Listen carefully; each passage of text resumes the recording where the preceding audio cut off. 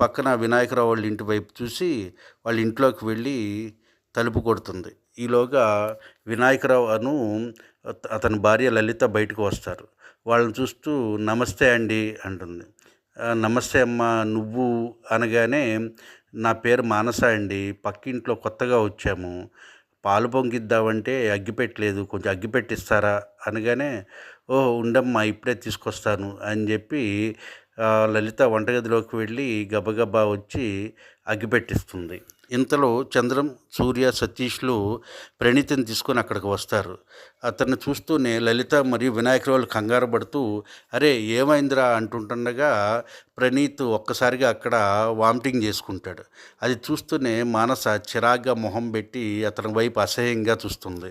ఇంతలో వినాయకరావు బాధగా రేయ్ ఏంట్రా ఇది, రోజు ఇలా తాగి వచ్చి ఈ వయసులో మమ్మల్ని ఎందుకురా ఇలా బాధ పెడతావు